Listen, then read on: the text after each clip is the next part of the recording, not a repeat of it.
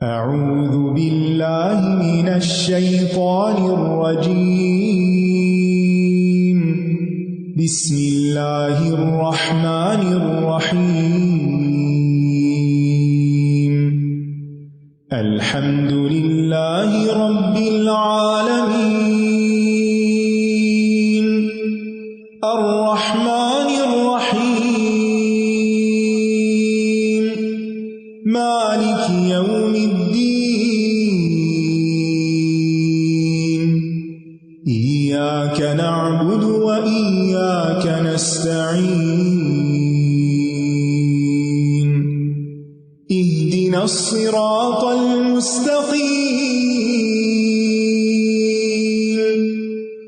صراط الذین انعمت علیہم غیر المغضوب علیہم ولا الضالین۔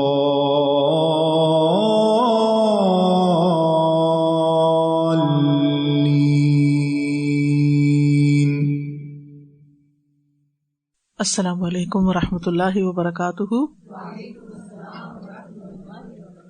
نحمده ونصلی علی رسولہ الکریم، اما بعد فاعوذ باللہ من الشیطان الرجیم، بسم اللہ الرحمن الرحیم، رب اشرح لی صدری ویسر لی امری واحلل عقدۃ من لسانی یفقہوا قولی۔ ما ننسخ من آیة أو ننسها نأت بخير منها أو مثلها ألم تعلم أن الله على كل شيء قدير۔ ہم جس آیت کو منسوخ کر دیتے ہیں یا اسے بھلوا دیتے ہیں تو ہم اس سے بہتر یا اس جیسی اور لے آتے ہیں۔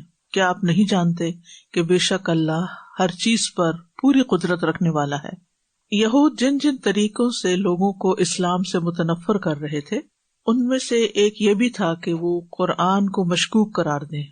وہ مسلمانوں کے اندر یہ خیال ڈالتے کہ یہ تمہارے نبی کیا کرتے ہیں، آج وہ ایک کام کا حکم دیتے ہیں اور کل اس سے روک دیتے ہیں، آج وہ کسی چیز سے روکتے ہیں اور کل اس کو کرنے کے لیے کہہ دیتے ہیں، اجازت دے دیتے ہیں۔ تو اللہ سبحانہ وتعالیٰ نے ان کے شبہات دور کرنے کے لیے، ایسے شکوک کو دور کرنے کے لیے یہ آیت نازل فرمائی، ما ننسخ من آیت او ننسها، ہم کسی آیت کو منسوخ نہیں کرتے اور نہ اسے بھلواتے ہیں، نأتی بخیر منہا، بلکہ اس سے بہتر لے آتے ہیں، او مثلہا، یا اس جیسی لے آتے ہیں۔ تو یہود کے نسخ پر اعتراض کا جواب ہے اس آیت کے اندر۔ تو اس کا جواب یہ ہے کہ اللہ تعالی پہلا حکم در حقیقت اتنی ہی دیر کے لیے نازل کرتا ہے جتنی دیر اس حکم کی ضرورت ہوتی ہے، پھر جب اس کی ضرورت ختم ہو جاتی ہے تو اللہ تعالیٰ اس کی مدت کے ختم ہونے کا اعلان کر دیتے ہیں۔ اپنے وقت میں وہی حکم بہترین تھا، بعد میں اس جیسے یا اس سے بہتر حکم کی ضرورت تھی۔ تو اس کا یہ مطلب نہیں کہ پہلا حکم غلط تھا۔ اگر اللہ تعالیٰ اپنا حکم منسوخ نہ کر سکتا ہو تو اس کا کیا مطلب ہے کہ اللہ تعالیٰ ہر چیز پر قادر نہیں؟ چونکہ اللہ تعالیٰ سب کچھ کر سکتا ہے، اس لیے وہ جو چاہے، جب چاہے، جیسا چاہے حکم دے، جب چاہے حکم دے، جب چاہے اس کو واپس لے لے، جب چاہے اس سے بہتر دے دے، جب چاہے اس جیسا دے دے، جب چاہے اس کے بدلے میں کچھ بھی نہ دے۔ یہ سب کچھ کس کے اختیار میں؟ اللہ سبحانہ وتعالیٰ کے اختیار میں۔ تو فرمایا ما ننسخ من آیت او ننسها، ما ننسخ، یہ جملہ شرطیہ ہے، یہاں ما شرطیہ ہے۔ کل سے میں ماں کے پیچھے لگی ہوئی ہوں، ماں کی مختلف اقسام، کیونکہ اکثر اسٹوڈینٹس اس پہ بہت کنفیوز ہوتے ہیں۔ کبھی آپ ماں کا ترجمہ کرواتے ہیں نہیں، کبھی آپ کہتے ہیں جو۔ تو یہاں پر عربی زبان کی وسعت سامنے آتی ہے، اور اسی لیے اللہ سبحانہ تعالیٰ نے اس زبان کے اندر قرآن مجید کو نازل کیا ہے۔ تو یہاں یہ ما جو ہے یہ شرطیہ ہے، اور ننسخ جو ہے یہ فعل شرط ہے، اور اس کا جواب ہے نأتی بخیر منہا و مثلہا۔ یہ بے شک نہ لکھیں، بس صرف سن لیں، کانوں سے ٹکرا جائے، کبھی فائدہ دے دے گا۔ من آیتن میں من زائد ہے، تو زائد کیوں آئی چیز؟ تاکید کے لیے۔ یہ تو اب اچھی طرح سمجھ آ گئی کہ جن حروف کا، اکثر حروف ہی یہ ہوتے ہیں جن حروف کا ترجمہ نہیں کیا جاتا، کیونکہ لٹرل ٹرانسلیشن میں ہم ہر لفظ کا ترجمہ کر رہے ہوتے ہیں، تو من کا عمومی ترجمہ سے کیا جاتا ہے، تو یہاں تو سے سینس نہیں بنتی، تو اس لیے من آیتن میں من زائد ہے، تاکید کے لیے ہے. آیتیں کتنی قسم کی ہوتی ہیں؟ 2 قسم کی. کون کون سی؟ کونی اور شرعی. کونی قدری یا دینی شرعی. ٹھیک ہے. تو یہاں پر آیات کونیہ مراد نہیں ہے بلکہ آیات شرعیہ مراد ہے، کیونکہ نسخ جو ہے وہ امر اور نہی یا حلال و حرام میں ہوتا ہے، قرآنی آیات میں ہی ہوتا ہے. کونی آیات میں نسخ نہیں ہوتا. ٹھیک ہے. ننسہا کا لفظ نسیان سے ہے، اور نسیان کس کو کہتے ہیں؟ بھول جانے کو کہتے ہیں نا، فلاں کو نسیان کی بیماری ہے. یعنی نسیان کا مطلب ہوتا ہے کسی چیز کا بالکل ذہن سے نکل جانا، بھول جانا. اور یہاں یہ بھی آپ کو بتاتی چلوں کہ نسیان جو ہے وہ انسان کی سرشت میں ہے. اس لیے اگر آپ کبھی کوئی چیز بھول جائیں تو برا محسوس نہیں کریں. ٹھیک ہے. کیونکہ یہ ہمارے اندر موجود ہے، یعنی یہ ہماری فطرت کا ایک حصہ ہے. ٹھیک ہے. تو اسی طرح اگر کوئی اور بھول جائے، بعض اوقات ہسبینڈ کوئی چیز لانا بھول جاتے ہیں تو پھر شامت آ جاتی ہے، گھر کا ماحول ہم خراب کر دیتے ہیں. ایسا نہیں کرنا چاہیے، کیونکہ بھول چوک انسانی فطرت کا ایک حصہ ہے، انسان کے اندر رکھ دی گئی ہے. اور سب سے پہلے کون بھولے تھے؟ آدم علیہ السلام. تو ان کی ساری اولاد بھولتی، ہم سب بھولتے ہیں. تو بھولنا جو ہوتا ہے وہ 3 طرح سے ہوتا ہے، یعنی 3 اس کے فیکٹرز ہوتے ہیں. کبھی وہ ہمارے اپنے نفس کی طرف سے ہوتا ہے. ٹھیک ہے. یعنی ہم خود ہی اس کے ذمہ دار ہوتے ہیں. اور کبھی جیسے انسان کوئی چیز بھول جاتا ہے، اور بعض اوقات انسان بچوں کو بلیم کرتا ہے، تم نے شور ڈالا تھا نا تو اس لیے مجھے بھول گیا، یا کسی اور کو، حالانکہ وہ انسان کے اپنی طرف سے ہی ہوتا ہے. دوسرا بھلوانا شیطان کی طرف سے ہوتا ہے، اور اس کا ذکر قرآن مجید میں موجود ہے. اور وہ کیا ہوتا ہے شیطان کی طرف سے بھولنا؟ کہ وہ وسوسے ڈال کے ہمارا دھیان خیال کسی اور طرف ہی لگا دیتا ہے. نماز میں آپ کیوں بھولتے ہیں؟ شیطان کے وسوسوں کی وجہ سے بھولتے ہیں. ایک اپنی بھی غفلت ہوتی ہے، بعض اوقات ہم خود توجہ نہیں کر رہے ہوتے، لیکن اکثر یہی ہوتا ہے کہ شیطان کی طرف سے انسان بھول جاتا ہے. اور کبھی کبھی بطور سزا اللہ تعالی کی طرف سے بھی ہوتا ہے. نسوا اللہ فانساہم انفسہم، انہوں نے اللہ کو بلا دیا تو جواباً اللہ تعالیٰ نے ان کو ان کے نفس بلوا دیے، وہ اپنے آپ سے ہی غافل ہو گئے. ٹھیک ہے. اسی طرح اپنے بارے میں ہم جب بھولتے ہیں تو کہتے ہیں ان نسینا، اگر ہم بھول جائیں، او اخطانا، یا ہم خطا کریں. تو بہرحال او ننسہا، یہاں کون بلوا رہا ہے؟ اللہ سبحانہ تعالیٰ. یعنی ہم اس کو بلوا دیتے، یعنی اللہ سبحانہ تعالیٰ خود اپنی کسی حکمت یا مصلحت کے تحت وہ آیت لوگوں کے حافظے سے اور سب کے حافظے سے نکال دیتے ہیں، بالکل بلوا دیتے ہیں کہ کبھی کوئی چیز ایسی تھی بھی. ٹھیک ہے. اور اگر اللہ تعالیٰ چاہیں تو انسان کبھی نہ بھولے جو چیز نہ بھولنے والی ہو. سنقرئک فلا تنسا الا ما شاء اللہ، ہم آپ کو پڑھوا دیں گے پھر آپ کبھی نہیں بھولیں گے مگر جو اللہ چاہے وہ بھول سکتے ہیں. تو یہ اللہ کے اذن سے ہوتا ہے. تو ما ننسخ، نسخ کے 3 مطلب ہوتے ہیں: اٹھانا، زائل کرنا اور نقل کرنا.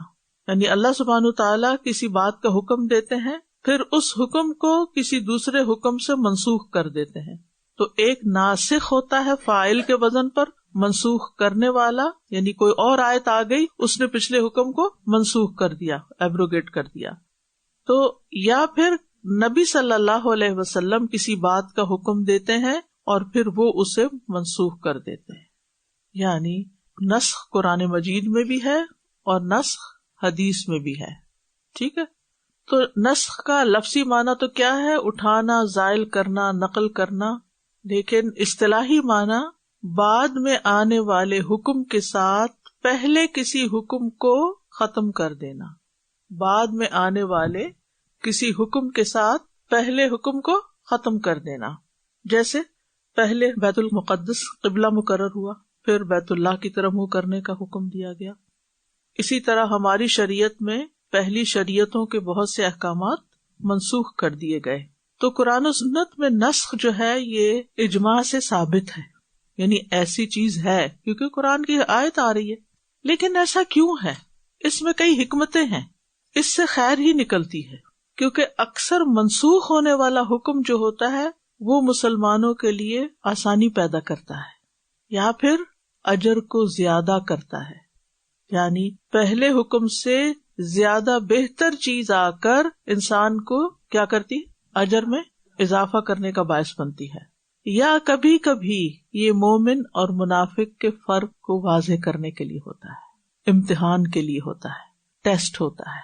جیسے قبلے کی تبدیلی کا حکم آیا تو وہاں پر سب کا امتحان ہو گیا کہ کون اس کو کس طرح لیتا ہے. ہوتا یہ ہے کہ جب ہم کسی ایک چیز کے عادی ہو جاتے ہیں نا، کوئی بھی چیز، کم تر درجے کی بھی کسی چیز کے عادی ہو جاتے ہیں اور ہمیں اس سے بہتر دی جا رہی ہوتی ہے تو ہم اس پر بھی بعض اوقات ریئیکٹ کرتے ہیں.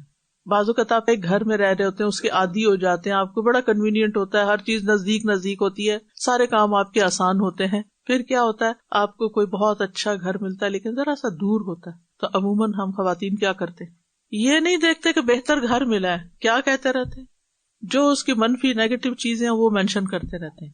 کیونکہ ہماری نیچر میں یہ ہے کہ ہم چینج کو آسانی سے ایکسپٹ نہیں کرتے، چاہے وہ ہمارے لیے بہتر ہی ہو. لیکن جو سکسیسفل پیپل ہوتے ہیں وہ ہر چینج کو آسانی سے اڈاپٹ کرتے، ان کے اندر اڈاپٹیبلٹی ہوتی ہے، فلیکسیبلٹی ہوتی ہے، اور یہ ہم سب کو اپنے اندر پیدا کرنی چاہیے. فلیکسیبلٹی، نئے ماحول سے، نئے موسم سے، نئی جگہوں سے، نئے کاموں سے، نئے طریقوں سے مانوس ہونا، اپنے آپ کو اس میں ایڈجسٹ کر لینا. جو شخص ایسا کر سکتا ہے، جو کسی حال میں بھی خوش رہتا ہے، وہی دراصل خوشحال انسان ہوتا ہے. خوشی مال سے نہیں ہوتی، خوشی لوگوں سے نہیں ہوتی، خوشی انسان کے اپنے اندر ہوتی ہے کہ وہ فیل کیسے کرتا ہے، کسی بھی چیز کو لیتا کیسے. وہ اس کے صرف مثبت پہلو کو لیتا ہے، وہ یہ نہیں دیکھتا کہ مجھ سے کیا کھو گیا. یہاں کھونے کی بات ہے نا، وہ پہلی آیت چلی گئی، کھو گئی، اب نئی آیت آ گئی. وہ یہ نہیں دیکھتا کیا کھو گیا، وہ یہ دیکھتا کیا مل گیا، کیا مل رہا ہے. اور جو مل رہا ہے اس کو کیا کرو، خوشی کے ساتھ لو، بڑے دل کے ساتھ لو. تو فرمایا کہ ہم جب بھی کوئی آیت منسوخ کرتے ہیں، یعنی ایبروگیٹ کر دیتے ہیں یا اس کو بھلوا دیتے ہیں، نأتی بخیر منہا او مثلہا، ہم اس سے بہتر لے آتے ہیں یا اس جیسی ہی لے آتے ہیں. یہ شرط کا جواب ہے، یعنی نیا آنے والا حکم انسان کے حق میں بہتر ہوتا ہے، یا اسی کی مانند کوئی اور حکم آتا ہے جس پر عمل کرنا آسان ہوتا ہے. یہ اس بات کی دلیل ہے کہ اللہ تعالیٰ کا کوئی بھی حکم جو پہلے آئے یا پھر بعد میں آئے کم نہیں ہوتا. یعنی یہ نہیں کہ پہلے والا کم تھا یا بعد میں آنے والا کم ہے، وہ بھی کیا تھا، اللہ کا حکم تھا، اور یہ بھی اللہ کا حکم ہے. تو جب اللہ تعالیٰ کا حکم ہے، اللہ سبحانہ تعالیٰ کہتے ہیں نماز میں کھڑے ہو جاؤ، کھڑے ہو کے یہ پڑھو، تو ہم کیا کہتے ہیں، ہم خوش ہیں، ہم کھڑے ہو کے پڑھ لیتے ہیں. اچھا آپ رکوع میں چلے جاؤ، اچھا جی ٹھیک ہے، رکوع میں چلے کے تابعدار بندے ہیں. اچھا آپ زمین پہ سجدہ کرو، بالکل خوش ہیں، ہم راضی ہیں، ہم کرنے کو تیار ہیں. اچھا اب اٹھ جاؤ، پھر کھڑے ہو جاؤ، ہم پھر کھڑے ہو جاتے ہیں. اللہ تعالیٰ کو یہی چیز ہم سے پسند ہے کہ جس وقت ہمیں جو چیز ملے، جو حکم ملے، شرعی یا قدری تقدیر سے متعلق ہوتا ہے، تو ہم اس کو ایکسپٹ کر لیں.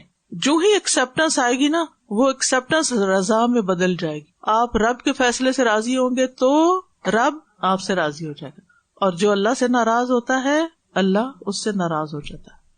تو اس لیے یہ تربیت کا ایک پہلو ہے. مسلمان امت کی تربیت کی گئی اور ان کے لیے آسانی کی گئی، اور اللہ تعالیٰ کا یہ بہت بڑا فضل ہے کہ اللہ تعالیٰ نے اس دین کو آسان بنایا، حالات اور ضرورت کے مطابق دیا. اب نسخ جو ہے اس کی مختلف صورتیں ہوتی ہیں. کبھی پہلے کی مانند نیا حکم آتا ہے، اس کو نسخ بالمثل کہتے ہیں. اس کی مثال قبلے کی تبدیلی ہے، وہ بھی ایک ڈائریکشن تھی اور یہ بھی ایک ڈائریکشن ہے.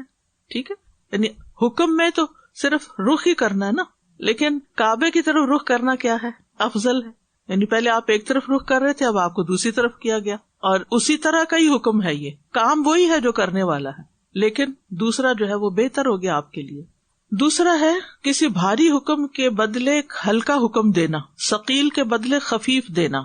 اس کی مثال کیا ہے، اسلام میں ابتدا میں اس عورت کو جس کا شوہر فوت ہو جائے 1 سال عدت گزارنے کا حکم تھا، جس کی تفصیل سورۃ البقرہ میں ہی آتی ہے.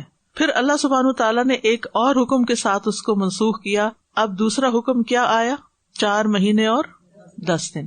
تو عورت کے لیے ہلکا ہو گیا نا، 1 سال کی پابندی تو بھاری ہوتی ہے. اچھا تیسرا یہ خفیف حکم کی جگہ ثقیل حکم، پہلے ہلکا تھا اب ذرا بھاری آ گیا. جیسے ابتدائے اسلام میں عاشورہ کا روزہ اور ہر مہینے کے 3 روزے فرض تھے. پھر کیا ہوا، اس حکم کو منسوخ کر کے پورے مہینے کے روزے فرض کر دیے گئے. اب بظاہر تو مشکل ہو گئی، کہاں 3 دن مہینے کے اور کہاں پورا مہینہ، لیکن فائدہ کیا ہوا؟ یعنی یہ تو ہمیں اچھا سا مزے سے لے لیا، اس جیسا، اس سے ہلکا، اب آ گیا بھاری، تو اب ہم پریشان ہو گئے کہ یہ تو مشکل ہو گئی، اجر بڑھ گیا، زیادہ اجر ہے۔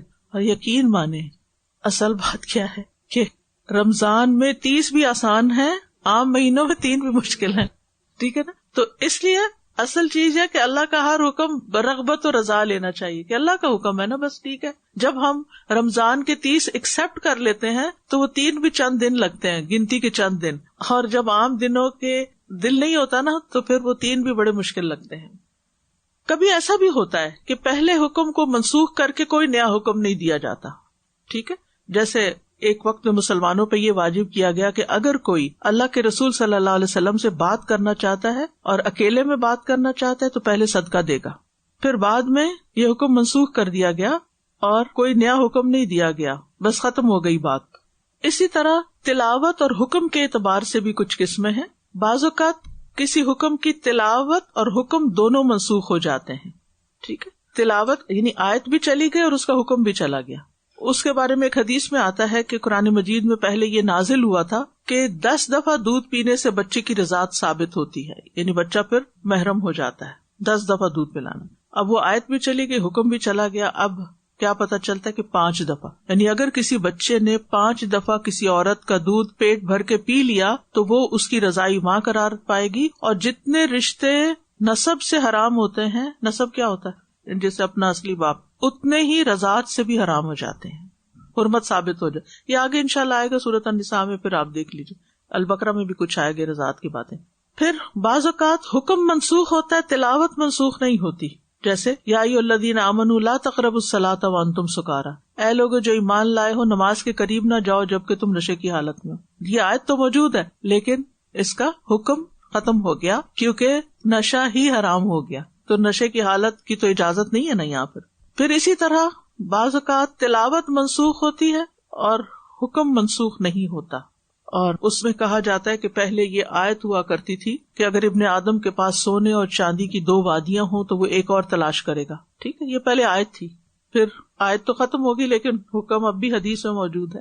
اسی طرح قرآن مجید کی طرح سنت میں بھی نسخ کی مثالیں موجود ہیں، یعنی بعض احادیث کچھ احکامات کو منسوخ کر دیتی ہیں کیونکہ حدیث کی بنیاد بھی وحی الہی ہے اور قرآن کی بنیاد بھی وحی الہی ہے۔ اللہ سبحانہ وتعالیٰ براہ راست کوئی حکم دے سکتے ہیں اور اللہ تعالیٰ نبی صلی اللہ علیہ وسلم کے ذریعے بھی کوئی حکم دے سکتے ہیں۔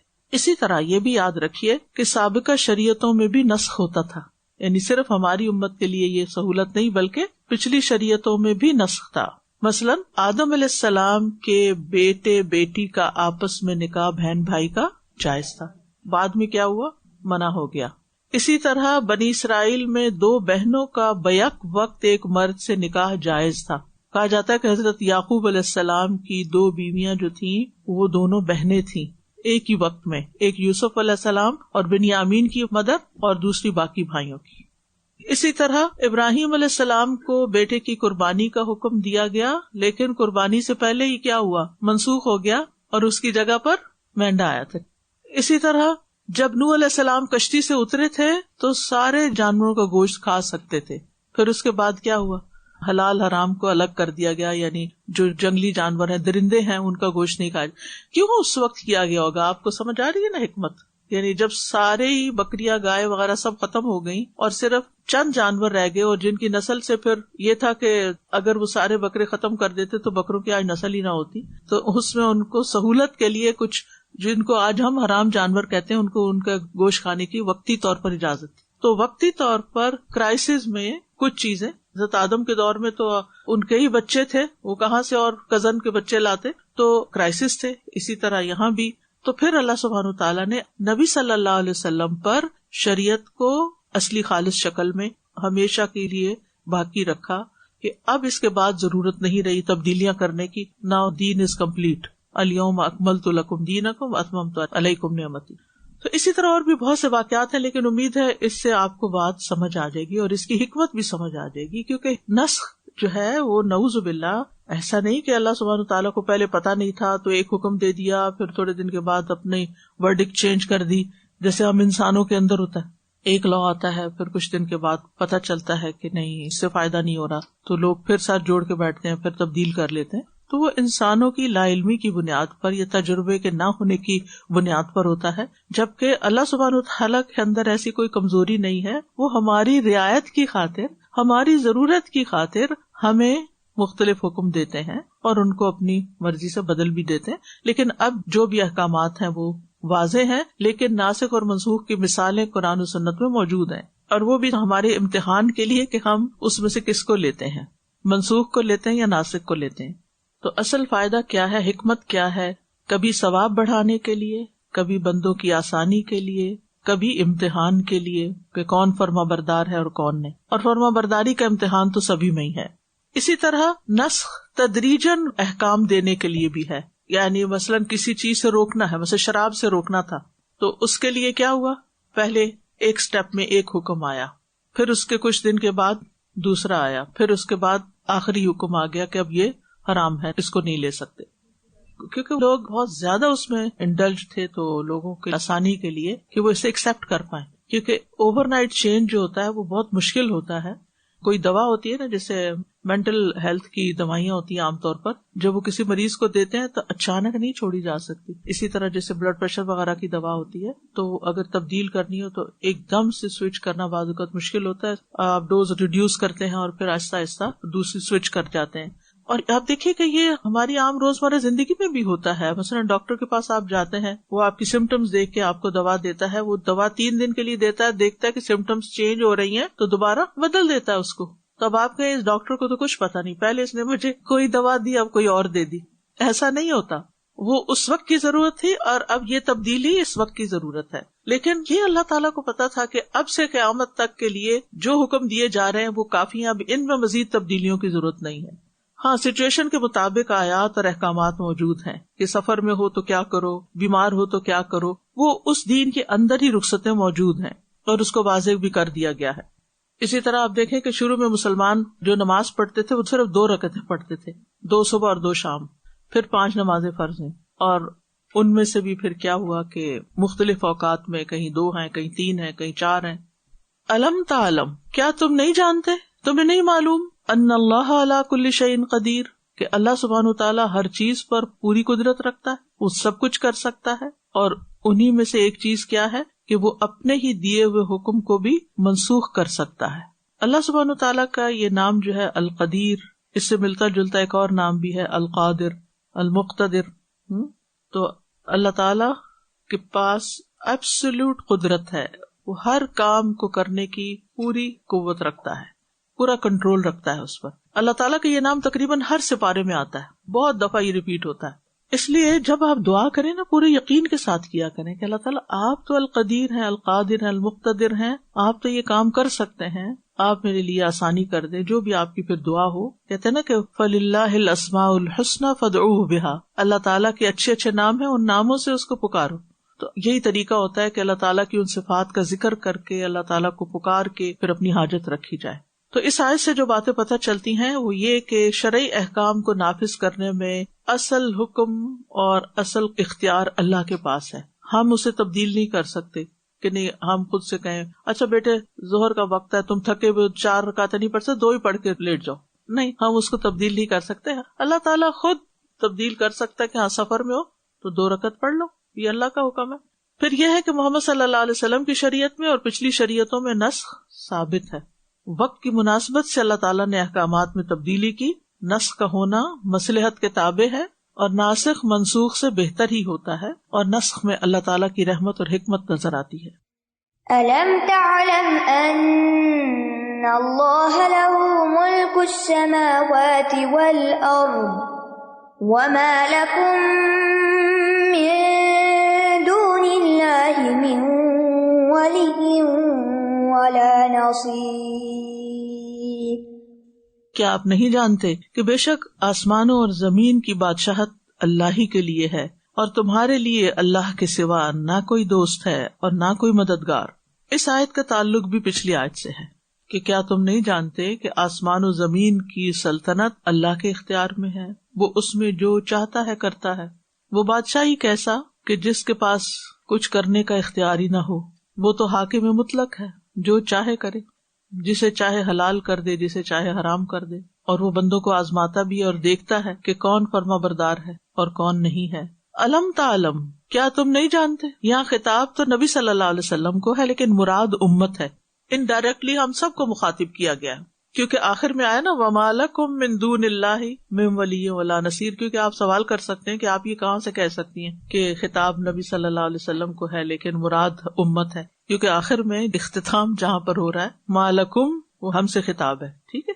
تو ان اللہ لہ ملک السماوات والارض، یعنی ایک اللہ اکیلا ہی ہے جس کو آسمانوں اور زمین کی بادشاہت زیب دیتی ہے، ہر طرح کی، حصی چیزوں کی بھی اور مانوی بھی۔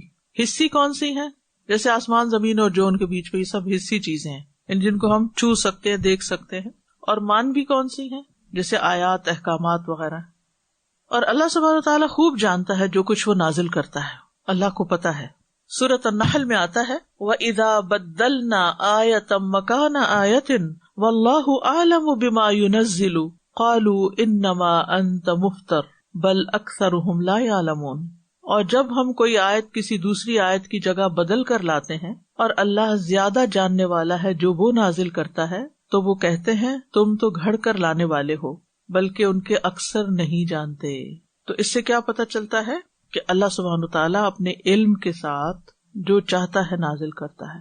اچھا، دنیا میں جو بادشاہ ہوتے ہیں نا، وہ بعض اوقات بے سوچے سمجھے، بغیر حکمت کے، بغیر کسی وجہ کے کوئی حکم دے دیتے ہیں اور وہ لوگوں کے لیے مصیبت بن جاتا ہے، اور بعض اوقات بغیر کسی وجہ کے وہ حکم واپس لے لیتے ہیں، ان لوگوں کے لیے وہاں مشکل کھڑی ہو جاتی ہے۔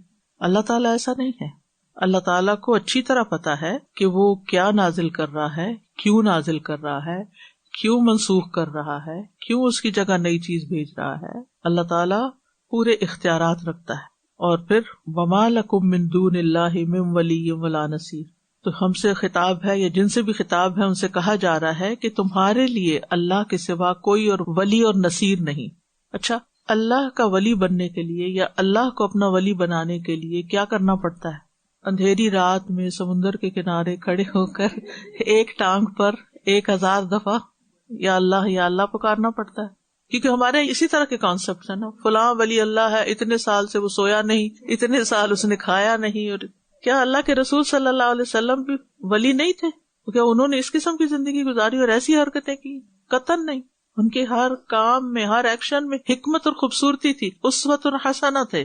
ہم نے معلوم نہیں یہ چیزیں کہاں سے ایجاد کر لی، اور ہم لوگ اللہ کے رسول صلی اللہ علیہ وسلم کی زندگی سے اتنا متاثر نہیں ہوتے جتنا اس قسم کی حرکتیں کرنے والوں سے متاثر ہو کر ہم مروب ہو کے ان کے پیچھے چل پڑتے ہیں۔ یہ اللہ کا ولی ہے۔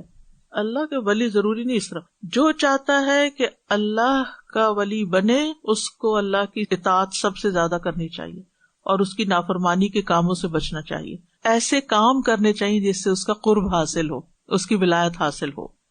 تو اللہ کے سوا کوئی نہیں جو تمہارے ساتھ دوستی رکھے اور تمہارے لیے بھلائی کرے، اور نہ ہی تمہارا کوئی مددگار ہے جو تم سے شر دور کرے۔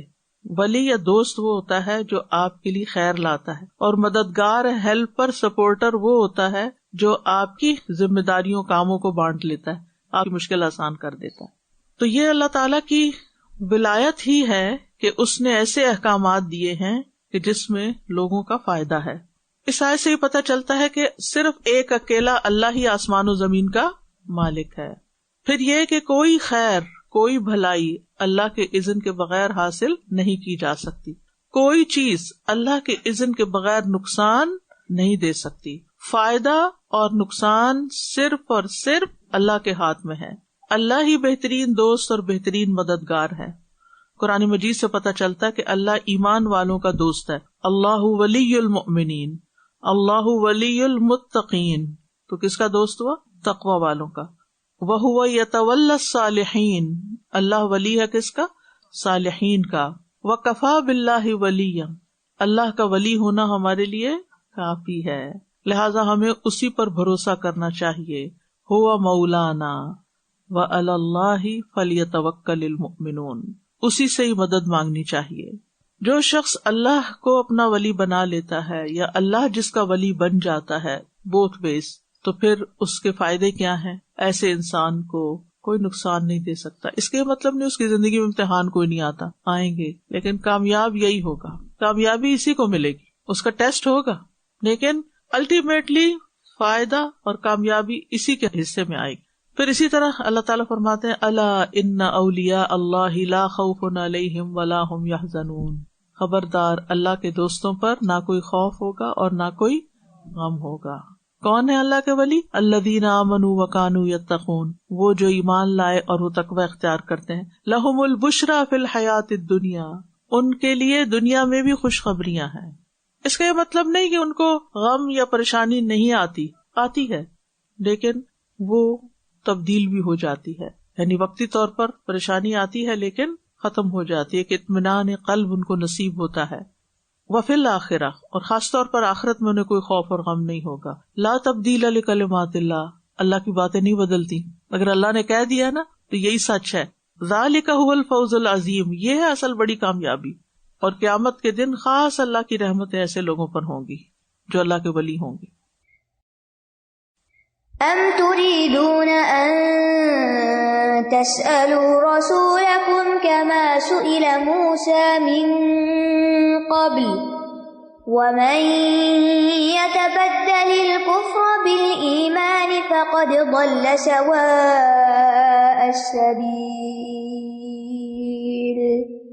اے اہل ایمان، کیا تم بھی یہ چاہتے ہو کہ اپنے رسول سے اس طرح سوال کرو جیسے سوال اس سے پہلے موسیٰ سے کیے گئے تھے؟ اور جو ایمان کو کفر سے بدل ڈالے تو یقیناً وہ سیدھے رستے سے بھٹک گیا.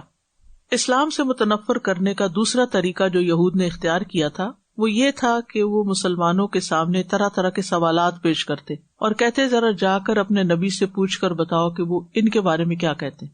اور پھر وہ ایسے سوال کرتے کہ جن میں کوئی فائدہ نہیں ہوتا تھا اور ایک بیکار کی بحث کرنے والی بات تھی کہ تمہارے نبی نے یہ جواب صحیح دیا یہ نہیں دیا، یعنی الجھانے والی باتیں. اس پر اللہ تعالیٰ نے متنبہ کر دیا کہ یہود کی تو یہ عادت رہی ہے کہ انہوں نے موسیٰ علیہ السلام سے سوالات اور مطالبے کر کر کے ان کو تنگ کر دیا تھا. کچھ معلوم ہے آپ کو؟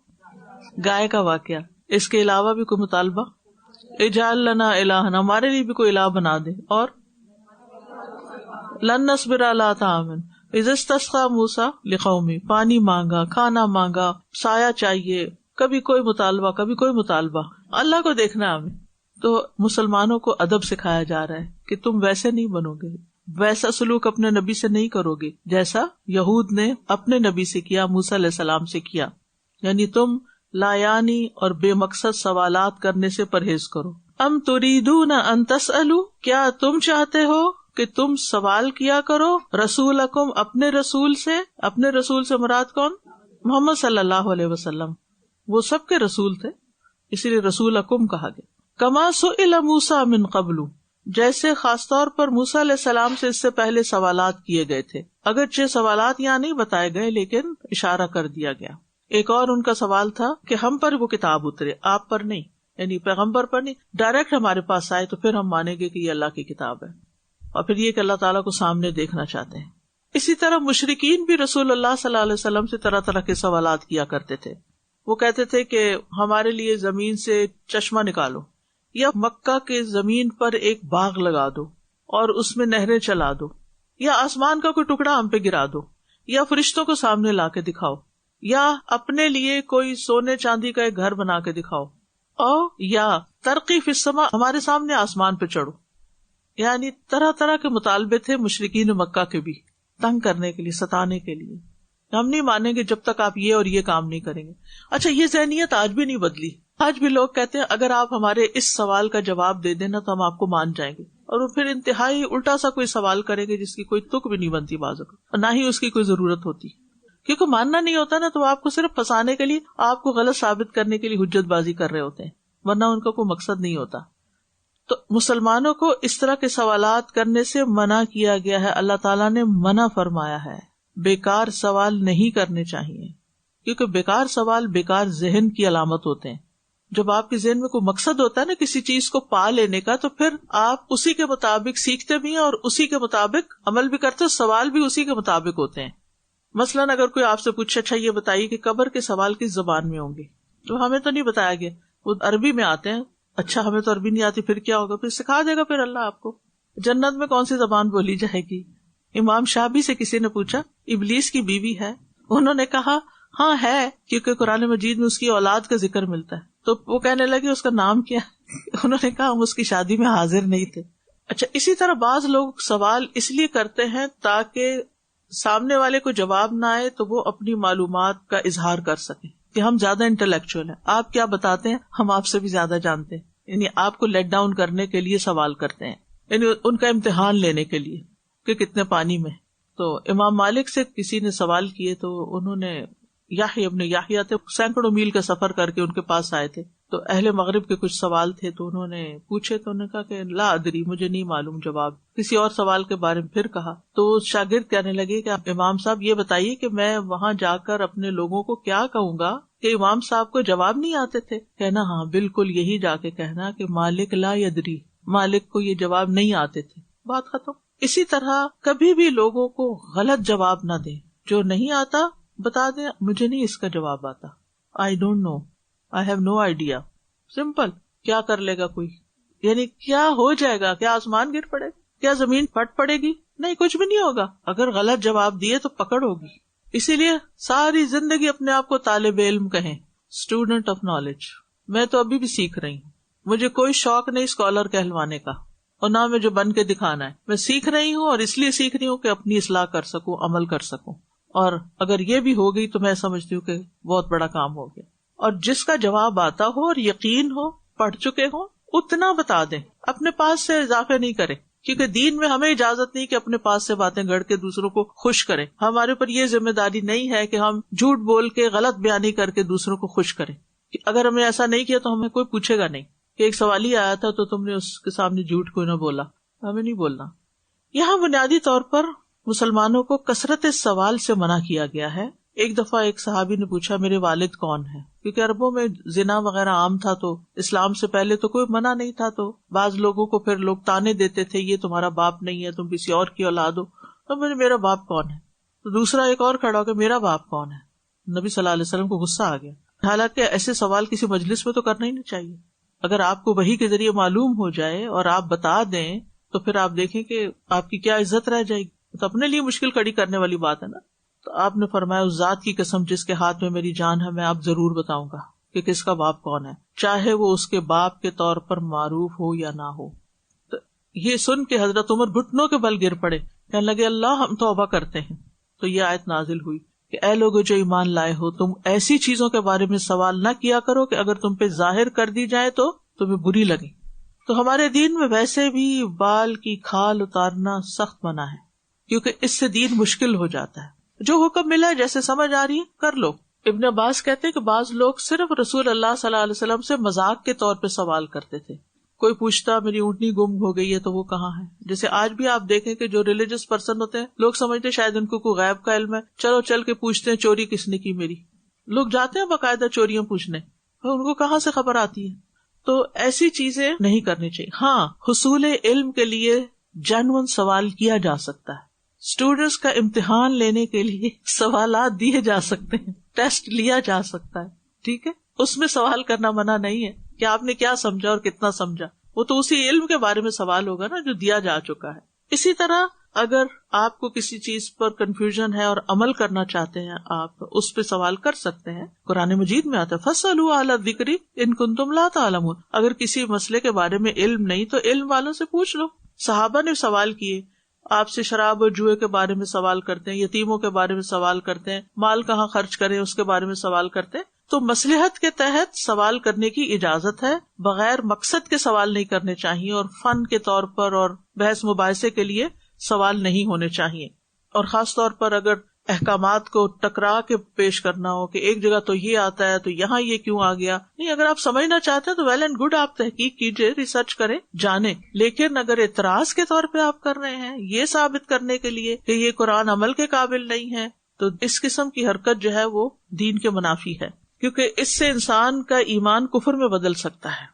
کئی لوگ ایسی باتوں میں پڑھ کے دین سے دور ہو جاتے ہیں. وَمَن يَتَبَدَّلِ الْكُفْرَ بِالْإِيمَانِ، اور جو ایمان دے کر کفر کو لے لے گا، تبدیل کر لے گا، یعنی گستاخی والے سوال کر کے اپنے ایمان کو کھو دے گا. کیونکہ اللہ پر اعتراض، اللہ کے کلام پر اعتراض، اللہ کے رسول صلی اللہ علیہ وسلم پر اعتراض، یہ ادب کے خلاف ہے، یہ ایمان کے خلاف ہے، یہ انسان کو اسلام سے نکال کے کفر کے دائرے میں داخل کر دیتا ہے.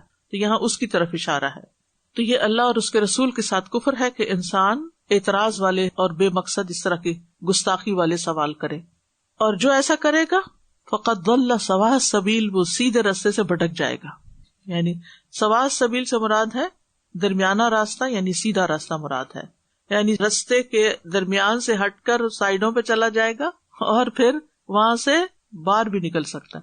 کیا آپ ہائی وے پہ لین کے اوپر گاڑی چلا سکتے ہیں؟ اگر آپ لین چینج کر رہے ہیں تو آپ کہتے ہیں مجھے تو یہاں مزہ آ رہا ہے، لین بیچ میں ہو اور میں لکیر کی فقیر اس پہ چلوں، تو چلنے دیں گے آپ کو؟ نہیں. تو آپ ایج پہ آ گئے ہیں اور دوسرے کے بھی ایج پہ آ گئے ہیں، آپ خطرناک کام کر رہے ہیں. تو جو ایسے سوالات کرے گا وہ دین کے اندر نہیں رہے گا، ایج پہ آ جائے گا اور کسی وقت ٹکرا جائے گا کسی اور سے اور نقصان ہو جائے گا. تو اس آیت سے پتہ چلتا ہے کہ کثرت سوالات منع ہے. سابقہ قوموں کی ہلاکت کثرت سوالات سے ہوئی. ایمان والوں کو کثرت سوال سے منع کیا گیا ہے. بے مقصد سوال پر نبی صلی اللہ علیہ وسلم ناراض ہوئے. کھانے پینے کے معاملے میں بھی بے جا سوالات نہیں کرنے چاہیے. نبی صلی اللہ علیہ وسلم نے فرمایا جب تم میں سے کوئی اپنے مسلمان بھائی کے پاس داخل ہو، ان کے گھر میں انوائٹڈ ہو کھانے پر، پھر وہ اسے اپنے کھانے میں سے کھلائے تو چاہیے کہ کھائے اور اس کے بارے میں سوال نہ کرے. آپ کی کمائی کہاں سے ہے، حلال ہے کہ حرام ہے، میٹ کہاں سے لائے ہیں، آپ نے میک شور کیا ہے کہ وہ ذبح ہی کرتا ہے. یعنی لوگ کسی کے گھر جا کے اس طرح کے سوال کر کے اوفینڈ کرتے ہیں دوسرے کو. نبی صلی اللہ علیہ وسلم نے اس سے منع کیا. اور اگر وہ اپنے مشروب میں سے کچھ پلائے چاہیے کہ اس کو پی لے اور اس کے بارے میں سوال نہ کرے، یعنی ٹرسٹ کرے. اول تو یہ کہ اگر آپ کو کچھ لوگوں کا پتا ہے کہ وہ حلال حرام کا خیال ہی نہیں کرتے تو پھر آپ ایکسیپٹ ہی نہیں کریں دعوت، اول ہی آپ انکار کر دیں. اور اگر آپ نے ایکسیپٹ کر لی تو وہاں اندر بیٹھ کے پھر اس طرح کے سوال نہیں کرتے. اس سے دوسرے کی فیلنگ ہرٹ ہوتی. آپ دیکھیے کہ یہ جو فیلنگز کا معاملہ ہے نا، یہ بڑا امپورٹنٹ ہے ہمارے دین میں، کہ آپ دوسرے کو کیا فیل کراتے ہیں، آپ اس کو کیا محسوس کروا رہے ہیں کہ تمہیں کچھ پتا نہیں، میں ہی سب کچھ جانتا ہوں.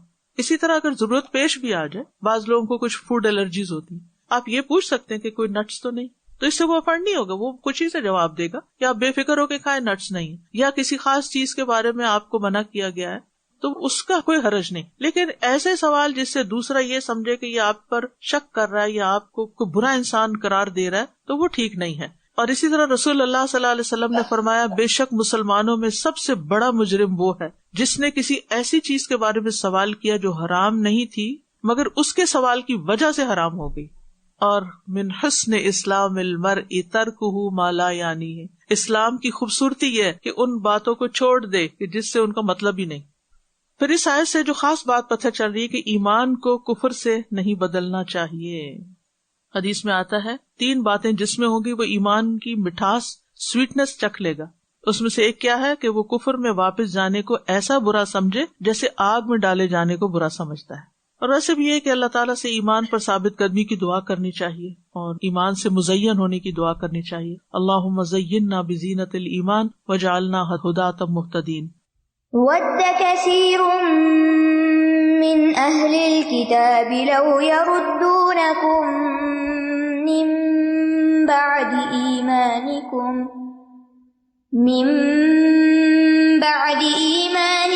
كُفَّارًا حَسَدًا مِّنْ عِندِ أَنفُسِهِم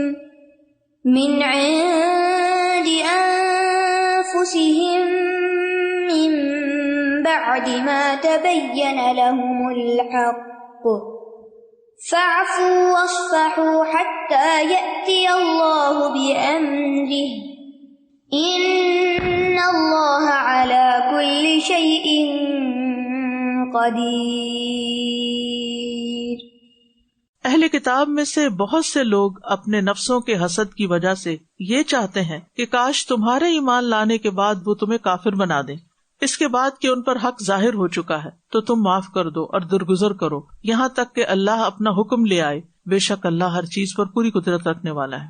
اس آیت میں یہود کے بارے میں کچھ مزید تنبیہ کی گئی ہے کہ ان کی یہ ساری سرگرمیاں اس لیے ہیں کہ تمہیں بھی ایمان سے ہٹا کر پھر کفر کی طرف پلٹا دیں. نہ خود ایمان لائے ہیں نہ تمہارا ایمان لانا ان کو پسند ہے، حالانکہ ان پہ حق ظاہر ہو چکا ہے، ان کے شکوک و شبہات دور ہو چکے ہیں، لیکن حسد کی وجہ سے، اناد کی وجہ سے انہوں نے جان بوجھ کے انکار کیا ہے اور حسد ہی کی وجہ سے وہ چاہتے ہیں کہ تم بھی مسلمان نہ رہو، لیکن جاننے کے باوجود کہ وہ تم سے حسد کرتے ہیں ان کو اگنور کرو، معاف کرو، درگزر سے کام لو۔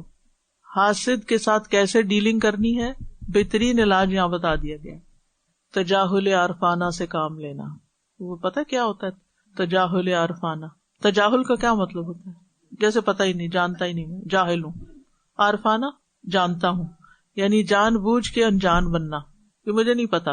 یہ کہنے کی ضرورت نہیں ہے لیکن دوسرے کو جتانا نہیں۔ اچھا بات کرتے ایسا طرح کوئی ہم سے زیادتی کرتا ہے تو ہم اس کو جتاتے رہتے، تم نے کیا تھا نا میرے ساتھ یہ۔ اور بعض اوقات ہمیں پتا ہوتا ہے کہ اس نے غلط کیا لیکن ہم اس کے ساتھ اتنا اچھا پیش آتے ہیں جیسے ہمیں پتا ہی نہ ہو کہ اس نے کچھ کیا۔ اچھے تعلقات کے لیے بہت ضروری ہے۔ بہرحال وَدَّ كَثِيرٌ مِّنْ أَهْلِ الْكِتَابِ لَوْ يَرُدُّونَكُم مِّن بَعْدِ إِيمَانِكُمْ كُفَّارًا۔ ود خالص محبت ہوتی، یعنی دل کی گہرائیوں سے چاہتے ہیں کہ وہ تمہیں کافر بنا دیں۔ کون؟ اہل کتاب۔ لو یردونکم، کاش تمہیں مرتد کر دیں، من بعد ایمانکم، تمہارے ایمان لانے کے بعد، کفارن، کافر بننا کر۔ یعنی وہ مختلف طریقے اختیار کرتے رہتے ہیں تاکہ تم ایمان سے پھر جاؤ۔ یہ اس وقت بھی تھا اور یہ آج بھی ہے کہ مسلمان سچے مسلمان نہ رہیں، نام کے بس مسلمان ہو رہے۔ کیوں؟ حسدا من عند انفسہم، اپنے نفسوں کے حسد کی وجہ سے۔ حسدن بھی کافی تھا، من عند انفسہم کیوں آیا ہے؟ حسد تو اندر سے ہی ہوتا ہے نا۔ یہ اسی طرح جیسے یکتبون الکتاب بایدیہم، کتاب اپنے ہاتھوں سے لکھتے، حالانکہ کتاب لکھی تو ہاتھوں سے ہی جاتی ہے تاکید کے لیے کہ وہی کرتے ہیں۔ تو اس مقصد کی وجہ بتا دی گئی ہے کہ ان کو حسد ہے۔ سورۃ نساء میں آتا ہے ام یحسدون الناس علی ما آتاہم اللہ من فضل، یا وہ لوگوں سے اس بنا پہ حسد کرتے ہیں جو اللہ نے انہیں اپنے فضل سے عطا کیا ہے، یعنی اللہ کی طرف سے آنے والا دین، محمد صلی اللہ علیہ وسلم، قرآن مجید۔ اور حسد کس کو کہتے ہیں؟ کسی کی خوبی، ترقی، اچھائی، کامیابی کو دیکھ کر دل میں کڑنا، خوش نہ ہونا، دل میں کڑنا، اور یہ خواہش رکھنا کہ یہ چیز اس سے چھین لی جائے، چلی جائے اس کی زندگی سے، اور اس سے اگلے درجے میں یہ کہ اس سے چھن جائے اور مجھے مل جائے۔ بہت بڑی بیماری ہے حسد، اور سب سے پہلے ابلیس کو یہی لاحق ہوئی تھی، اور حابیل کابیل کے قصے میں بھی یہی عنصر کار فرما ہے۔ سمپل ورڈز میں دوسروں پر اللہ کی کسی نعمت کو پسند نہ کرنا، یعنی اللہ کی فیصلے پہ راضی نہ ہونا کہ اللہ نے اس کو کیوں دیا ہے۔ اللہ سے بھی ناراض ہے، بندے سے بھی ناراض ہے، اس کو کیوں ملا، مجھے کیوں نہیں ملا۔ عموماً بہن بھائیوں میں ہوتا ہے، قریب کے لوگوں میں ہوتا ہے جن سے کمپٹیشن چل رہا ہوتا ہے۔ تو حسد کی آگ میں انسان خود ہی جلتا ہے، حسد کرنے والے کو نقصان دیتا ہے۔ تاریخ میں ایک قصہ آتا ہے، معتصم باللہ عباسی خلیفہ تھا، تو اس کے پاس لوگ ملنے آتے تھے، تو ایک دفعہ ایک بدوی آیا، بدوی ہوتا ہے جیسے دیہات میں رہنے والے لوگ، اس نے آ کے اتنی اچھی گفتگو کی کہ اس کو بہت پسند آیا۔ تو اس نے بدوی سے کہا کہ تم روز میری مجلس میں آیا کرو، اور جب وہ آتا تو پوچھتا بدوی کہاں ہے، اسے بلا کے اپنے پاس بٹھاتا۔ اب ہوا یہ کہ جو پہلے وزیر وغیرہ تھے ان میں سے ایک کو تو بڑا ہی برا لگا کہ یہ کہاں سے آ گیا، اور ساری بادشاہ کی توجہ اس کی طرف چلی، اس کو یہاں سے فارغ کرو۔ تو اس نے بدوی کو اپنے گھر دعوت دی اور اس کو ایسا کھانا کھلایا جس میں بہت لہسن تھا تاکہ اسمیل آئے۔ دوسری طرف بادشاہ کو جا کے کہتا ہے کہ بدوی آیا تھا میرے پاس اور وہ کہہ رہا تھا کہ بادشاہ کے منہ سے بڑی اسمیل آتی ہے، تو میں اس کے قریب نہیں بیٹھنا چاہتا۔ کھلایا اس کو کھانا۔ اب یہ تھا کہ رات کو مجلس تھی، بدوی کو وہاں جانا پڑا۔ بادشاہ کو تو بڑا غصہ تھا کہ بدوی کو مجھ سے اسمیل آتی ہے اور وہ میرے پاس نہیں بیٹھنا چاہتا، لیکن اب بدوی بیچارہ خود لہسن کھا چکا تھا، تو اس نے سوچا کہ کہیں بادشاہ کو تکلیف نہ پہنچے، تو اس دن وہ ذرا دور بیٹھا۔ اب وہ ثابت ہو گیا، تو بادشاہ کو یقین آ گیا کہ جو بات مجھے پہنچائی گئی یہ بالکل سچ ہے، کیونکہ اب یہ بات بھی صحیح سے نہیں کر رہا اور دور بھی بیٹھا ہے۔ تو اس نے منگوایا کاغذ اور اس پہ لکھا کہ اس خط والے کو قتل کر دیا جائے، اور وہ خط بند کر کے بدوی کے ہاتھ میں دیا کہ فلاں کے پاس جا کے امانتاً دے دینا، خود نہیں پڑھنا۔ اچھا وہ جا رہا تھا تو وہ جو حاسد تھا وزیر، اس نے دیکھا کہ اچھا یہ بادشاہ نے اس کو وظیفہ بھی کوئی دے دیا یا کوئی انعام دے دیا، کچھ لکھ دیا ہوگا کہ اس کو فلاں فلاں چیز۔ اس نے کہا کہ کدھر جا رہے ہو؟ باہر نکلا۔ کہاں جا رہے؟ کہا مجھے کہا کہ فلاں شخص کو یہ خط دے آؤ۔ اس نے کہا کہ میں تمہاری طرف سے دے دوں؟ اس نے کہا ہاں، شوق سے۔ وہ جب خط لے کے گیا تو اسی کی گردن پہ چھری پھر گئی۔ تو حاسد جو ہوتا ہے وہ اپنے لیے خود گڑھا کھودتا ہے۔ اگر آپ کسی کا برا چاہیں گے نا، کسی کی نعمت کا زوال چاہیں گے، تو آپ کی اپنی نعمتوں کا پہلے سے ہی زوال ہو چکا کہ آپ کے پاس ہیں، لیکن اب آپ جلنے کڑنے میں اتنے مصروف ہیں کہ آپ کو اپنی نعمتیں نظر نہیں آتی۔ آپ اسی پریشانی میں کہ دوسرے کو کیا کچھ میں، سارا وقت آپ کے دماغ میں یہی پریشانی ہے کہ اس کے پاس یہ فلاں چیز کیوں آ گئی. بہرحال تو حسد جو ہے یہ بہت تکلیف دہ چیز ہے، نقصان دہ. من بعد ما تبین لہم، اس کے بعد کہ ان کے لیے واضح ہو گیا الحق حق، یعنی وہ جہالت کی بنا پہ نہیں حسد کر رہے، ان کو پتہ ہے حق کیا ہے، پھر بھی جان بوجھ کے وہ ایسا کر رہے ہیں. فاعفوا واصفحوا، بس معاف کر دو اور درگزر کرو. یہ مومنوں کو عمومی خطاب ہے، اس میں رسول اللہ صلی اللہ علیہ وسلم بھی داخل ہے اور باقی بھی. عفو معاف کرنے کو کہتے ہیں اور صف درگزر کرنے کو. ٹھیک ہے، عفو کا مطلب ہے گرفت نہیں کرنا، پکڑنا نہیں، کسی کو سزا نہیں دینا، اور صف کا مطلب ہے اس سے اعراض کرنا، کسی چیز سے مکمل منہ پھیر لینا جیسے ہے ہی کچھ نہیں، یعنی کسی کو نہ پکڑنا، ظاہر نہیں ہونے دینا. مثلاً اگر آپ کسی ایسے شخص کے پاس سے گزرے جو کوئی غلط کام کر رہا ہے اور وہ مثلاً آپ کے خلاف کچھ کر رہا ہے نا، یا کوئی بات آپ کے کان میں پڑ گئی یا کچھ بھی، تو آپ وَإِذَا خَاطَبَهُمُ الْجَاهِلُونَ قَالُوا سَلَامًا ایک طرف سے گزر جائیں، ظاہر نہ کریں. کیونکہ اگر آپ نے کہا مجھے پتہ چل گیا، پھر وہ صفائیاں پیش کرے گا، وہ جھوٹ بولے گا، آپ نے اس کو جھوٹ بولنے میں مجبور کر دیا، پھر اس کے اور آپ کے بیچ میں ایک دل میں کوئی چیز آ جائے گی، پھر وہ لمبا سلسلہ چل پڑے گا. وقت بچانے کے لیے بہتر ہے ایسی چیزوں سے آنکھ بند کر کے انسان نکل جائے. تو معاف کرنے کے ساتھ ساتھ جب تک اگنور نہ کیا جائے، اگنور کرنا، اس وقت تک معافی پوری نہیں ہوتی. حتیٰ یاتی اللہ بامرہ، جیسے نبی صلی اللہ علیہ وسلم نے منافقین کے ساتھ کیا تھا. آپ کو پتہ چل بھی جاتا تھا کہ یہ اوپر سے باتیں کیے جا رہے ہیں، لیکن آپ ان کو کہتے نہیں تھے، جتاتے نہیں تھے. حتیٰ یاتی اللہ بامرہ، یہاں تک کہ اللہ اپنا فیصلہ لے آئے، یعنی دوسرا حکم ان کو سزا دینے کا. اور بعد میں آپ کو معلوم ہے کہ مدینہ میں جو قبائل تھے یہود کے، ان کے ساتھ کیا ہوا. ٹھیک ہے، ابتدا میں کیا حکم تھا؟ اگنور کر دو، کام پہ فوکس رکھو، لڑائی جھگڑے نہیں چھیڑو. اور بعد میں پھر اللہ کا حکم جو بھی آیا اس پہ عمل ہوتا رہا. ان اللہ علی کل شیء قدیر، بے شک اللہ ہر چیز پر پوری طرح قادر ہے. یعنی اللہ تعالیٰ جو بھی چاہتا ہے کر گزرتا ہے، اسے کوئی بے بسی لاحق نہیں. اس آیت سے یہ پتہ چلتا ہے کہ اہل کتاب مسلمانوں سے دشمنی رکھتے ہیں. پھر مرتد کی تعریف یہاں پتہ چلتی ہے کہ جو اسلام لانے کے بعد کفر اختیار کر لیتا ہے وہ مرتد ہوتا ہے. یردونکم کا لفظ اسی سے ہے، رد سے، را دال دال، اسلام کو ریجیکٹ کر دیتے ہیں. پھر آپ دیکھیے کہ حق واضح ہونے کے بعد اس سے منہ نہیں موڑنا چاہیے. من بعد ما تبین لہم الحق، جب حق کا پتہ چل جائے تو پھر اس کو کیا کرنا چاہیے؟ لے لینا چاہیے. اور پھر کسی بھی چیز کا کوئی فائنل ایکشن لینے سے پہلے تجاہل عارفانہ سے کام لینا چاہیے، حتیٰ کہ وہ وقت آ جائے کہ جب وہ چیز رائپ ہو جائے. پھر آپ فروٹ کب توڑے؟ جب رائپ ہو جائے، کچا نہیں توڑنا. چھوٹی چھوٹی باتوں پر لڑائی جھگڑے ڈال کے نہیں بیٹھ جائیں. اس میں ایک پیرنٹنگ کا بڑا اچھا اصول آپ کو دوں گی. بچوں کو ہاتھ چھوٹی بڑی چیز پہ مت پکڑیں. انہوں نے کوئی چیز گرا دی، اگنور کر، ایک لفظ منہ سے نہ نکالیں. اور آپ کو پتہ چل رہا ہے کہ انہوں نے بے دھیانی میں کیا ہے، پرواہ نہیں کی، کچھ نہیں کہے. کوئی لڑائی کر رہے ہیں آپس میں، ٹھیک ہے صلح کر لیں گے، نہیں کرتے آپ انٹرفیئر نہیں کریں، الا ہی کہ بہت کوئی ڈینجرس کام ہو رہا ہو. چھوٹی چھوٹی غلطیاں، لیٹ کر رہے ہیں، آہستہ کر رہے ہیں، ہر وقت مت ڈانٹیں. لیکن اگر نماز نہیں پڑھتے تو پھر آپ فارم ہو جائیں. وہ ساری چیزیں معاف ہیں، یہ معاف نہیں. ان کو بھی پتہ چل جائے گا کہ یہ نہیں چھوٹنے والی، یہ تو کرنی ہے. پھر کچھ دنوں میں عادت ہو جائے گی، ان کو ٹھیک ہو جائے گی. وہ مائیں جو ہر بات پہ ڈانٹتی ہیں، ہر بات پہ آسمان سر پہ اٹھا لیتی ہیں، وہ اپنے آپ کو مشکل میں ڈالتی ہیں. ان کے بچوں کو یہ نہیں پتہ چلتا کہ امپورٹنٹ کیا ہے اور کم امپورٹنٹ کیا اور ان امپورٹنٹ کیا ہے. وہ بےچارے بھی کنفیوز بچے ہی پھر پلتے ہیں. نہ ان کو ماں کی ممتا ملتی ہے، نہ انہیں پتہ چلتا ہمدردی کیا ہوتی ہے، کون سی چیز چھوٹی ہے، کون سی چیز بڑی ہے. تو معاف کرنا سیکھیں. اور جہاں آپ نے سٹینڈ لینا ہے، جو چیز ٹھیک نہیں ہے وہ ٹھیک نہیں ہے، وہ ان کو پتا ہونا چاہیے کہ یہاں زیرو ٹالرنس ہے، باقی چیزیں معاف ہو سکتی ہیں. کیونکہ آپ دیکھیے بچہ نماز چھوڑ دے بازو کا تو ہم کچھ بھی نہیں کہتے، لیکن اگر وہ ایک گلاس توڑ دے تو ان کو پتا چل رہا ہے نا کہ ماں کے نزدیک گلاس زیادہ امپورٹنٹ ہے، دنیا زیادہ امپورٹنٹ ہے آخرت کے نقصان سے. بہرحال یہاں حسد کی مذمت بھی ہے اور حسد ایمان کے منافی ہے. نبی صلی اللہ علیہ وسلم نے فرمایا کسی بندے کے دل میں ایمان اور حسد دونوں چیزیں اکٹھی نہیں ہو سکتی. آپ نے فرمایا لوگ اس وقت تک خیر پر رہیں گے جب تک وہ آپس میں حسد نہیں کریں گے. جنت میں داخلے سے پہلے لوگوں کے دلوں سے حسد بغض نکال دیا جائے گا، صاف ستھرے ہو کے جنت میں جائیں گے.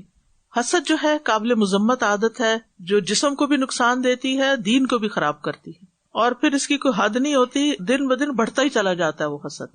حسد کسی کو نہیں چھوڑتا، حتیٰ کہ حسد کرنے والے کو بھی نقصان دیتا ہے. حسد جو ہے یہ انسان کی اچھی عادات اور اخلاق کو ختم کر دیتا ہے. حاسد اللہ سے ناراض ہوتا ہے. حسد جھگڑے لڑائی کی طرف لے جاتا ہے، حتیٰ کہ قتل تک لے جاتا ہے. حسد شر کا باعث ہے. علاج کیا ہے؟ درگزر کرنا، معاف کرنا. یہ اللہ کے نزدیک محبوب ترین صفت ہے. ان اللہ عفو یحب العفو. ٹھیک ہے. نبی صلی اللہ علیہ وسلم بھی لوگوں کو معاف کر دیا کرتے تھے، اپنی ذات کے لیے کم از کم کسی سے انتقام نہیں لیا. صحابہ کی بھی یہی صفت تھی. اور اس کے فائدے کیا؟ معاف کرنے والوں سے اللہ تعالیٰ محبت رکھتا ہے، معاف کرنے والوں کو اللہ تعالیٰ بخش دیتا ہے، معاف کرنے والوں کو فرشتوں کی مدد ملتی ہے، معاف کرنے والا پرسکون زندگی گزارتا ہے، معاف کرنے سے عزت میں اضافہ ہوتا ہے. رسول اللہ صلی اللہ علیہ وسلم نے فرمایا درگزر کیا کرو، اللہ تمہیں عزت دے گا. معاف کرنے سے دشمن بھی دوست بن جاتا ہے. ادفع باللتی ہی احسن. معاف کرنے والے کا اجر اللہ کے ذمہ ہوتا ہے. قیامت کے دن بہترین اجر ملے گا، عزت بھی ملے گی. حدیث میں آتا ہے جو بندہ کسی کے ظلم کو معاف کرے گا تو اللہ تعالیٰ قیامت کے دن اس کی عزت بڑھا دے گا، اور یہ جنت میں لے جانے والی صفت ہے. وَأَقِيمُوا الصَّلَاةَ وَآتُوا الزَّكَاةَ وَمَا تُقَدِّمُوا لِأَنفُسِكُم مِّنْ خَيْرٍ تَجِدُوهُ عِندَ اللَّهِ إِنَّ اللَّهَ بِمَا تَعْمَلُونَ بَصِيرٌ. اور نماز قائم کرو اور زکوٰۃ ادا کرو، اور جو نیکی بھی تم اپنے لیے آگے بھیجو گے اس کو اللہ کے ہاں پالو گے. بے شک جو بھی تم عمل کرتے ہو اللہ اسے خوب دیکھنے والا ہے. یہ آیت بھی پچھلی آیت کا تسلسل ہے. کیا بتایا جا رہا ہے؟ کہ یہود کو ان کے حال پہ چھوڑو، معاف کرو، درگزر کرو، اور کرنے کا کام کیا اس کے بدلے اس وقت کو کہاں لگاؤ؟ نماز قائم کرنے میں، زکوٰۃ ادا کرنے میں، دوسروں کی مدد خدمت کرنے میں. بدنی عبادات میں سب سے اعلیٰ نماز ہے اور مالی عبادات میں زکوٰۃ ہے. نماز تو قائم کی جاتی، پیچھے بتایا جا چکا ہے یقیمون الصلاۃ میں کہ اس کے ارکان واجبات شرائط کے ساتھ اس کو ادا کرنا، وقت کی بھی پابندی کرنا. اور یہ تیسری جگہ ہے جہاں اقیم الصلاۃ کی بات آ رہی ہے، اور اس میں تینوں جگہ آپ دیکھیں کہ زکوٰۃ اور صلاۃ کٹھے آ رہے ہیں. آتو زکوٰۃ، زکوٰۃ دو، کس کو دو؟ مستحق. وہ کون ہے؟ 8 ہیں، قرآن میں ان کی تفصیل ملتی ہے. تو زکوٰۃ مستحق کو ادا کرو، یہ مطلب ہے، خالی زکوٰۃ دینا مطلب نہیں ہے. اور یاد رکھیے اگر زکوٰۃ فرض ہے تو عام صدقہ دینے سے کہیں زیادہ افضل ہے کہ آپ کیلکولیٹ کر کے حساب کر کے اپنی زکوٰۃ نکالیں. نبی صلی اللہ علیہ وسلم نے فرمایا، اللہ تعالیٰ فرماتے ہیں میرا بندہ جن عبادتوں کے ذریعے میرا قرب حاصل کرتا ہے ان میں سے کوئی عبادت مجھے اتنی پسند نہیں جس قدر وہ عبادت پسند ہے جو میں نے اس پہ فرض کی ہے. فرض کا ادا کرنا اللہ تعالیٰ کو سب سے زیادہ پسند ہے. لوگ فرائض سے غفلت برتتے ہیں، نوافل کو بہت اپریشیٹ کرتے ہیں. تو پہلے فرض آتا ہے تو اس سے انسان اللہ کا ولی بنتا ہے فرائض ادا کر کے. تو زکوٰۃ کا مطلب ہوتا ہے بڑھنا اور زیادہ ہونا. زکوٰۃ دینے سے مال کم نہیں ہوتا، بڑھتا ہے. اور اس کے علاوہ بھی صرف نماز زکوٰۃ ہی کافی نہیں. وَمَا تُقَدِّمُوا لِأَنفُسِكُم مِّنْ خَيْرٍ تَجِدُوهُ عِندَ اللَّهِ. اور جو بھی تم آگے بھیجو گے کوئی بھی نیکی، من خیر، من کس لیے آیا؟ تاکید کے لیے، یعنی کوئی بھی نیکی چھوٹی یا بڑی، تجدوہ عند اللہ، اسے اللہ کے یہاں پالو گے، وہاں مل جائے گی تمہیں.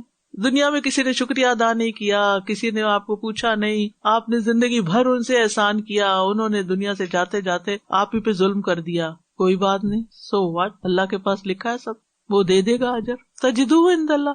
سبحان اللہ. سوچتے کبھی امیجن کیا کریں ایسی خوبصورت آیتیں بھی، صرف جہنمی کو نہیں، امیجن کیا کریں، اچھی اچھی باتیں بھی کیا کریں. آپ اللہ کے پاس پہنچے ہیں اور آپ کا مال نامہ وہاں موجود ہے اور آپ دیکھ کے خوش ہو رہے ہیں. آپ کو تو یاد بھی نہیں، اچھا یہ بھی تھا، ایسا بھی تھا، فلاں وقت یہ بھی کیا تھا. کیسی خوشی ہوگی اس وقت.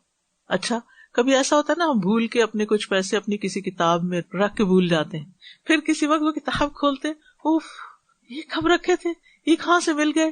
کتنی خوشی ہوتی ہے، چاہے اس سے کئی زیادہ پیسے آپ کے پاکٹ میں ہوں، وہ ہے بس ٹھیک، لیکن یہ جو گمنے کے بعد ملے ہیں نا، ان کی تو بات ہی کیا ہے. تو یہ سرپرائز جب قیامت کے دن ملیں گے نا، کوئی بھی چھوٹی سی نیکی جو آپ نے کر کے بھلا دی، آپ کو یاد بھی نہیں رہا صبح سے شام تک پچھلی زندگی میں کیا کیا، اچانک نظر آئے گا تو خوش ہو جائیں گے.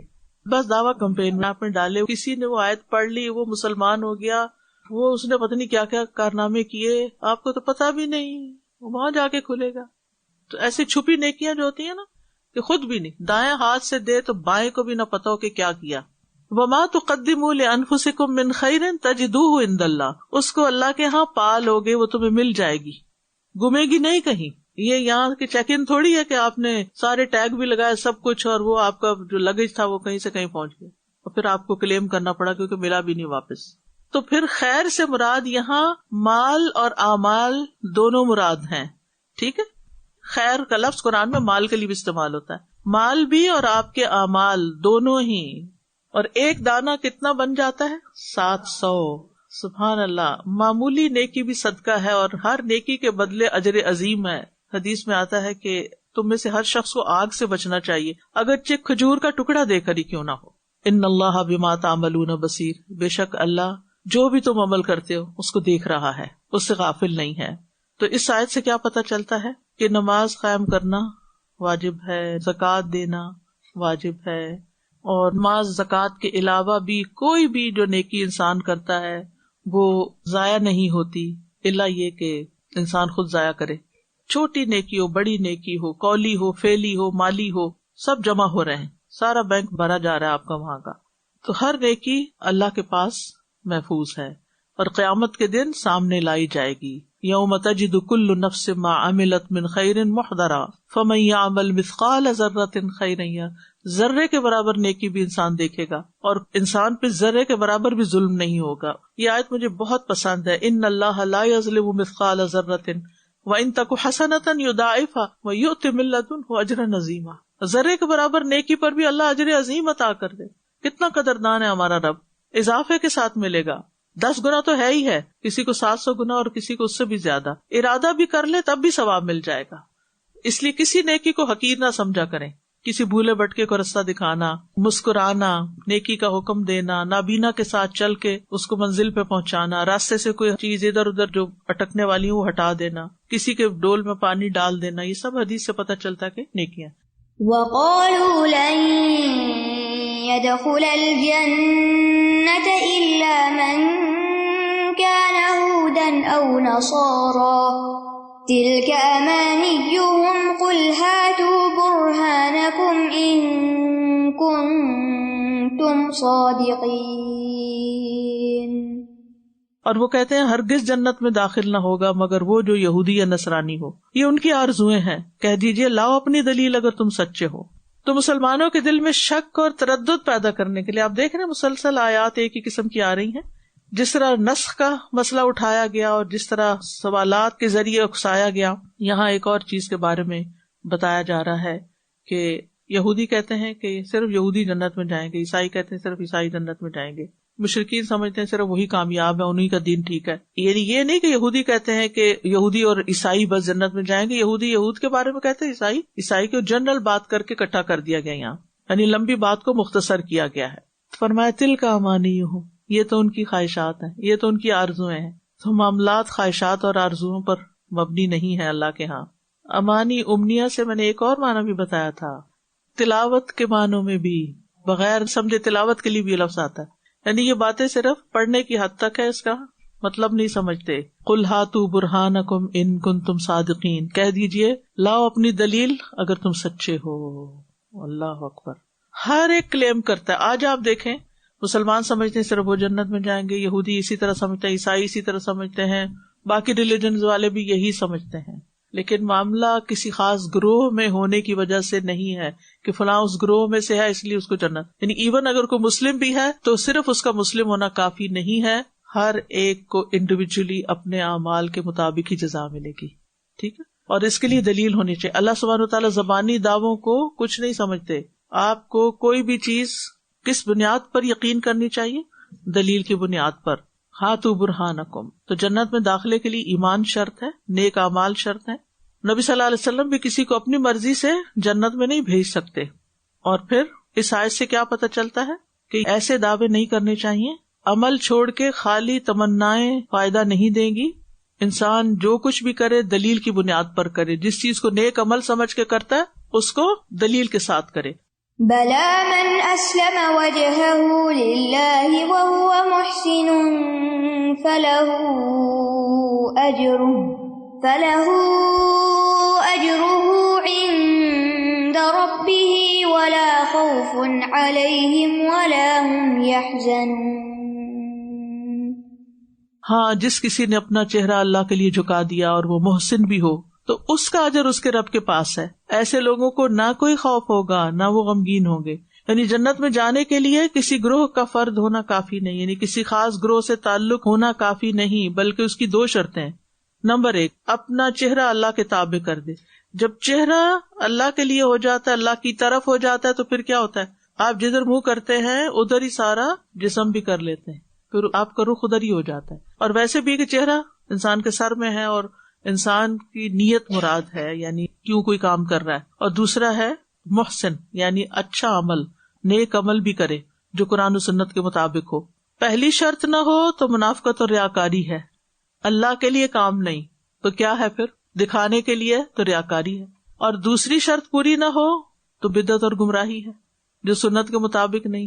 بلا من اسلم وجہہ، بلا کا مطلب کیا ہے؟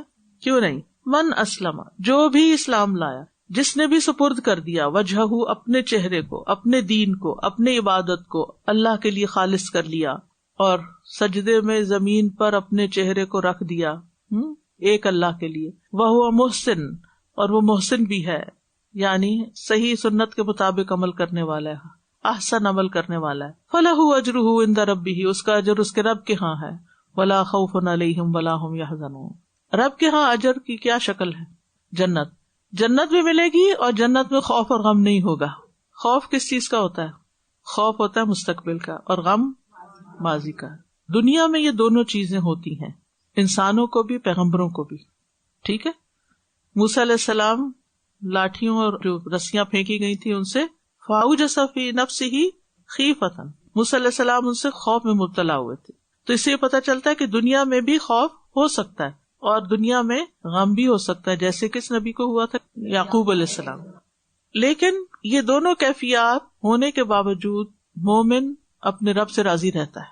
تو اس آیت سے یہ پتہ چلتا ہے کہ کامیابی کے لیے 2 شرائط ضروری ہیں اعمال میں. ایک تو ہے کہ وہ اخلاص پر مبنی ہو، دوسرا یہ کہ شریعت کی اتباع ہو.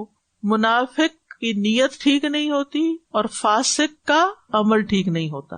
تو نفاق اور فسق دونوں سے ہی پرہیز کرنا ہے. حضرت عمر نے ایک عیسائی راہب کو دیکھا جس کے کپڑے بڑے بوسیدہ تھے، سر غبار آلود تھا. حضرت عمر دیکھ کے رونے لگے. پوچھا آپ کو کیا چیز رلا رہی ہے؟ کہا اس مسکین کو دیکھ کے رونا آ رہا ہے. اس نے عمل بھی کیا لیکن اس کا عمل قیامت کے دن اس کو یہ فائدہ نہیں دے گا کہ دنیا کی ہر چیز اس نے چھوڑی ہوئی ہے تو فائدہ نہیں دے گا. کیوں؟ اس طریقے پر نہیں ہے جو ان کے پیغمبر چھوڑ کر گئے. تو پیغمبر سے الگ راہ، سنت سے الگ راہ نکالنا کیا کہلاتا ہے؟ بدعت. نئے طریقے نکال لینا، اپنی مرضی کے طریقے نکال لینا اور کہنا یہ دین ہے. تو بہرحال یہ چہرے کی بڑی اہمیت ہے اسلام میں. چہرے کو اپنے رب کی طرف ہی موڑ کے رکھنا چاہیے، یعنی جو بھی ہو دھیان اللہ ہی کی طرف ہو. اور سب سے اچھا انسان بھی وہی ہے جس نے ایسا کیا. اور نماز میں بھی اللہ کی طرف متوجہ رہنا چاہیے. اور سوتے ہوئے کیا کرنا چاہیے؟ اسلمت وجہی الیک وفوضت امری الیک. بچ چہرہ ہوتا ہے نا، جب چہرہ دے دیا تو سبھی کچھ دے دیا. تو کہا کرے اللہ میں نے اپنا آپ تیرے حوالے کیا. ٹھیک ہے، اور حیاتی کلہ للہ، میری ساری زندگی اللہ کے لیے ہے. تو بہرحال اپنے آپ کو اللہ کے سپرد کرنا چاہیے اور اللہ ہی کا بن کے رہنا چاہیے، کیونکہ اللہ ہی کا حق ہم پر سب سے زیادہ بڑا ہے. ما ننسخ من آية أو ننسها نأت بخير منها أو مثلها ألم تعلم أن الله على كل شيء قدير ألم تعلم أن الله له ملك السماوات والأرض وما لكم من دون الله من ولي ولا نصير أم تريدون أن تسألوا رسولكم كما سئل موسى من قبل ومن يتبدل الكفر بالإيمان فقد ضل سواء السبيل ود كثير من أهل الكتاب لو يردونكم من بعد إيمانكم كفارا حسدا من عند أنفسهم من بعد ما تبين لهم الحق فاعفوا واصفحوا حتى يأتي الله بأمره إن الله على كل شيء قدير وأقيموا الصلاة وآتوا الزكاة وما تقدموا لأنفسكم من خير تجدوه عند الله إن الله بما تعملون بصير وقالوا لن يدخل الجنة إلا من كان هودا أو نصارى تلك أمانيهم قل هاتوا برهانكم إن كنتم صادقين بلى من أسلم وجهه لله وهو محسن فله أجره عند ربه ولا خوف عليهم ولا هم يحزنون وآخر دعوانا ان الحمد للہ رب العالمین سبحانک اللہم وبحمدک اشہد ان لا الہ الا انت استغفرک واتوب الیک. السلام علیکم و رحمۃ اللہ وبرکاتہ.